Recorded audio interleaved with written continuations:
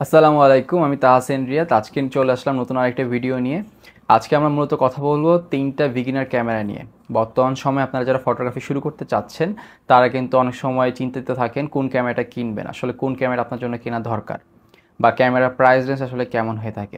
যেহেতু বর্তমান সময়ে সবাই সনি ক্যামেরা ইউজ করতেছে, তো আমরা আজকে চেষ্টা করব সনি ক্যামেরার মধ্যে তিনটা বিগিনার ক্যামেরা নিয়ে আজকে আলোচনা করার, এবং বিভিন্ন বিভিন্ন রেঞ্জের মধ্যে।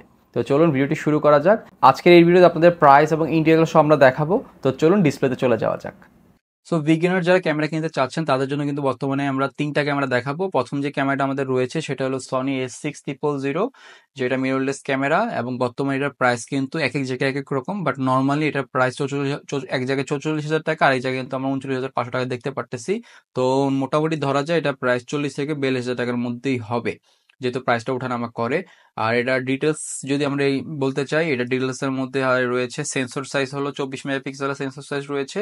এটার সাথে আপনি কিন্তু আপনার একটা লেন্স পেয়ে যাবেন, যেটা লেন্স হলো 16 থেকে 50 mm এর, এবং এটার অ্যাপাচার হলো 3.5 থেকে 5.6 পর্যন্ত, যেটা দিয়ে মোটামুটি আপনার টুকটাক কাজ করতে পারবেন। কিন্তু আমরা অবশ্যই বলবো নতুন একটা ক্যামেরা লেন্স কিনে নিতে, কেননা এটা দিয়ে ভালো একটা শার্প কিন্তু আপনার পাবেন না। তো নর্মালি 24 mm বা 85 mm এর একটা লেন্স কিনে নিলে কিন্তু বেটার। আর এটা যদি মনিটর সাইজ বলে, এটা 3 mm এর মনিটর সাইজ পেয়ে যাবেন, যেটা এলসিডি, যেটাতে নর্মালি আপনার ছবিগুলো বা ভিডিওগুলো ক্যাপচারগুলো দেখতে পারবেন। আর এটাতে ইনবিল্ট ফ্ল্যাশ রয়েছে, যেটা দিয়ে আপনার ছবিগুলো তোলার সময় অনেক সময় ডে লাইট বা লো লাইটে কিন্তু আপনারা ফ্ল্যাশ ইউজ করে ছবিগুলো তুলতে পারবেন, যেগুলো অনেক দামি দামি ক্যামেরার মধ্যে কিন্তু ইনবিল্ট ফ্ল্যাশ দেয় না বর্তমানে সনি। আর অটোফোকাসের কথা যদি বলেন, হ্যাঁ, এটাতে অটোফোকাস রয়েছে এবং ম্যানুয়াল দুই মাধ্যমে কিন্তু আপনারা ছবিগুলো তুলতে পারবেন আপনার যেটা দরকার। আর ভিডিও কোয়ালিটির কথা যদি বলেন, এটাতে কোনো ধরনের 4K বা সাপোর্টিভ ভিডিও নাই, নর্মালি ফুল এইচডিতে আপনারা ভিডিও ছবি বা ভিডিও ক্যাপচার করতে পারবেন। আর এছাড়া যদি নর্মাল বলি, এছাড়া যদি বাকি ফিচার যেগুলো রয়েছে, সব ধরনের ফিচারই কিন্তু এই ক্যামেরার মধ্যে রয়েছে। সো অটো বা 100 থেকে 25,600 পর্যন্ত পেয়ে যাবেন, নর্মালি অন্য ক্যামেরা কিন্তু আরো বেশি হয়ে থাকে। এছাড়া শাটার স্পিড 1 থেকে 4,000 এর মধ্যে কিন্তু আপনারা ছবিগুলো ক্যাপচার করতে পারবেন। আর প্রসেসর ইউজ করা হয়েছে বায়ো এনজেড এর এক্স, যেটা দিয়েছে ওইটাই। আর এছাড়া নর্মালি এসডি কার্ড থেকে শুরু করে যেগুলো নর্মাল ক্যামেরার মধ্যে থাকে সবগুলো এটার মধ্যে রয়েছে। খুশির কথা হলো এটাতে ওয়্যারলেস রয়েছে, আপনার নর্মালি ছবি তোলার সময় সাথে সাথে কিন্তু আপনার ছবিগুলো আপনার ফোন বা ল্যাপটপে বিভিন্ন ডিভাইসে নিয়ে নিতে পারবেন। আর ব্যাটারির কথা যদি বলি, নর্মালি এটা ব্যাটারিতে 1080 এমএইচ এর ব্যাটারি ইউজ করা হয়েছে, যেটাতে ছবি তুলতে গেলে আপনারা 3 থেকে 4 ঘন্টা ছবি তুলতে পারবেন। আর ভিডিও 30 থেকে 40 মিনিটের ভিডিও একসাথে একটানা ক্যাপচার করতে পারবেন। আর এটাতে কোনো ধরনের ওয়াটারপ্রুফ নাই, এটা নো ওয়াটারপ্রুফ লেখাই আছে। তো কোনো ধরনের ভাবে আপনার কিন্তু পানিতে বা বৃষ্টিতে কোনো ধরনের জিনিসই কিন্তু চুবাবেন না, যেন ক্যামেরাটা নষ্ট হয়ে না যায়। সবচেয়ে মেইন বিষয় যেটা হলো এটা ওয়েট, যেহেতু এটা ব্লগিং এর জন্য বেশিরভাগ ইউজ করা হয়, হাতের মধ্যেই থাকে, সেক্ষেত্রে এটা ওয়েট হলো 285 গ্রাম, যেটা মোটামুটি কমই বলা যায়। অন্য ক্যামেরাগুলোতে দেখা যায় 600-700 গ্রাম শুধু বডি ওয়েট হয়ে থাকে। তো এই তুলনায় এটা মোটামুটি হ্যান্ডলি আছে, এবং প্রাইসও মোটামুটি তুলনামূলক কম আছে। যারা 50-এর মধ্যে ক্যামেরা কিনতে চান তারা কিন্তু ক্যামেরা দেখতে পারেন। আমাদের পরবর্তীতে যে ক্যামেরাটা রয়েছে এটা হলো সনি আলফা A6400, যেটার মধ্যে আপনার কিন্তু 16-50 mm এর একটা লেন্স পেয়ে যাবেন, যদিও বেশি এটা কাজের না। এটাও আপনারা 24.2 মেগাপিক্সেলের ক্যামেরা পেয়ে যাবেন, যেটা সিএমএস সেন্সরে মোটামুটি শার্প ইমেজে কিন্তু মোটামুটি আমাদের প্রোভাইড করে থাকবে। এটাতে কিন্তু আপনারা পেয়ে যাচ্ছেন 4K তে শুট করার সুবিধা, যেহেতু আমরা আগে ক্যামেরাতে 4K তে কোনো অপশন পাই না, এটাতে ফুল এইচডি তে পেয়েছিলাম, বাট এটাতে কিন্তু আপনার 4K তে ছবিগুলা বা ভিডিওগুলা ক্যাপচার করতে পারবেন।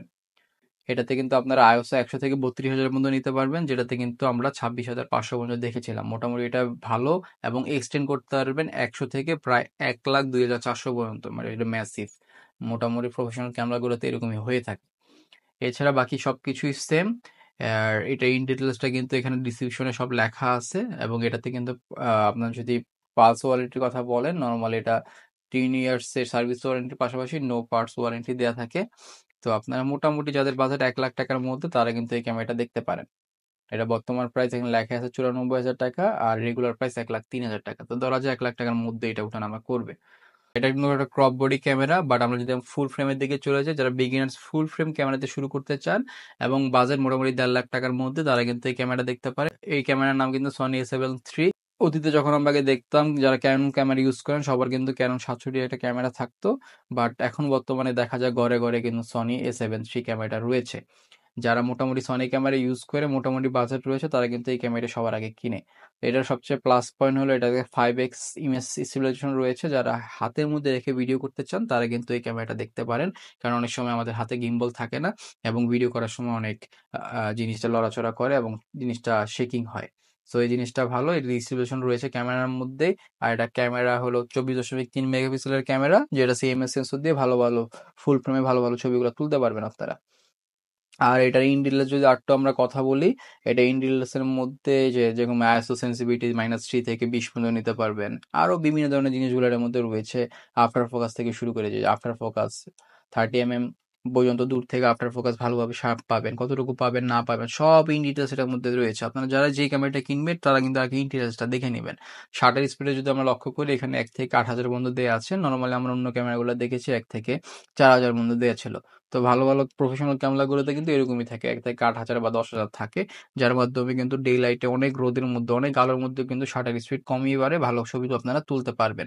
আর এটা মনিটরের দিকে যদি আমরা লক্ষ্য করি 2.95 ইঞ্চির একটা মনিটর রয়েছে, যেটা দিয়ে কিন্তু আপনারা শার্প ইমেজগুলো সুন্দরভাবে দেখতে পারবেন। আর অন্যদিকে যদি আমরা লক্ষ্য করি, এটা তো 4K তে আপনার শুট করতে পারবেন 30 fps এ, এছাড়াও 24 বা 10 fps এ কিন্তু আপনারা ছবিগুলো শুট করতে পারবেন বা ভিডিও শুট করতে পারবেন। এখানে সব ইন ডিটেলস লেখা আছে, দেখেন সব ইন ডিটেলস লেখা আছে। এছাড়া এটাতে কিন্তু এক্সটার্নাল ফ্ল্যাশ অপশন রয়েছে, যারা এক্সটার্নাল ফ্ল্যাশ ইউজ করতে চান তারা এই ক্যামেরার মাধ্যমে ইউজ করতে পারবেন।